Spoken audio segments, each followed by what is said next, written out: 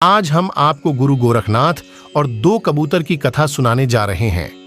आपको यह जानकर खुशी होगी कि भारतवर्ष ही वो पवित्र भूमि है जहां इस कलयुग में भी दो महान संतों ने जन्म लिया, और वो दो संत थे आदि शंकराचार्य और गुरु गोरखनाथ।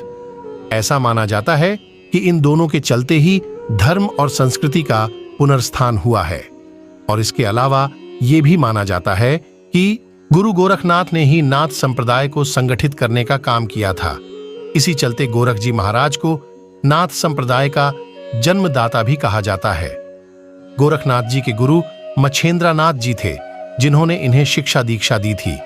ऐसा माना जाता है कि गोरखनाथ जी का जन्म गोबर के ढेर से हुआ था, इसलिए इनका नाम गोरखनाथ पड्डा था। गुरु गोरखनाथ के वैसे तो बहुत सारे शिष्य थे, लेकिन उनका सबसे प्रिय शिष्य औघरनाथ हुआ करता था, जो अपने गुरु से कोई न कोई सवाल करता रहता था, और गोरखनाथ जी उसे किसी कथा या कहानी के जरिए उसके सवालों का उत्तर दिया करते थे। आपको आज इन दोनों से जुड्डी दो कबूतरों की कथा के बारे में बताने जा रहा हूं।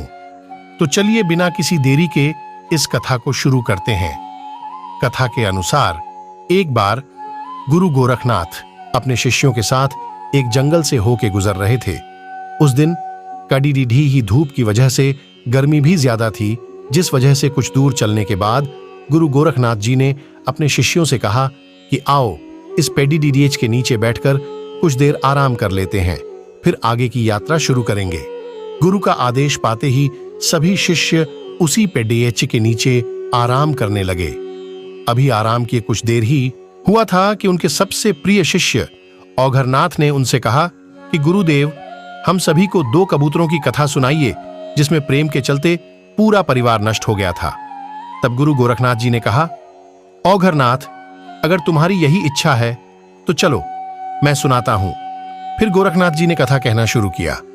पौराणिक समय में एक जंगल में एक पेडीएच पर दो बहुत ही सुंदर कबूतर और कबूतरी घोंसला बनाकर रहा करते थे।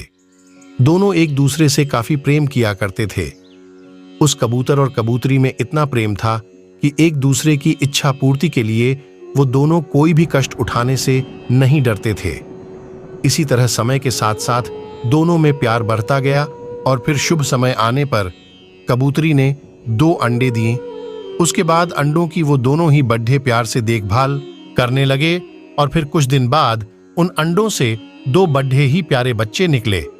ये देखकर कबूतर और कबूतरी का चेहरा खिल उठा। उन दोनों को ऐसा लग रहा था कि मानो दुनिया की सबसे बड़ी खुशी मिल गई हो। लेकिन कुछ दिन बाद ही उनकी इन खुशियों को ग्रहण लग गया। एक दिन की बात है, प्रतिदिन की तरह कबूतर और कबूतरी सुबह के समय अपने बच्चों को घोंसले में छोड़ डाचकर दाना चुगने निकल गए। उस दिन दोपहर के समय जंगल में एक शिकारी आ गया। वो सुबह से ही शिकार की तलाश में था, लेकिन अभी उसे कुछ भी हाथ नहीं लगा था। ये सोचकर वो दुखी हो गया और पेड़ के नीचे बैठ गया। फिर अपने मन में सोचने लगा कि आज सुबह से मैं इस जंगल में यूं ही घूम रहा हूं, और भूख के मारे मेरी जान निकल रही है, और उधर बच्चे भी भूख से टड्ढप रहे होंगे, मेरे आने की राह देख रहे होंगे।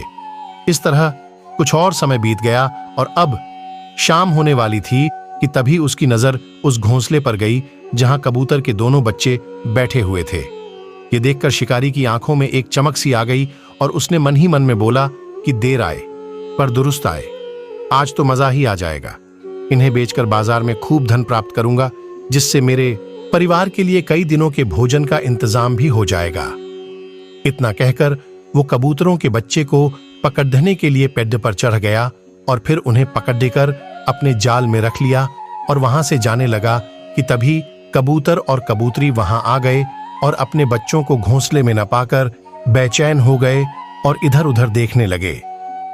तभी कबूतरी की नजर शिकारी के जाल पर गई, और देखते ही समझ गई कि इसी शिकारी ने मेरे बच्चों को पकड़ डीडीएच लिया है।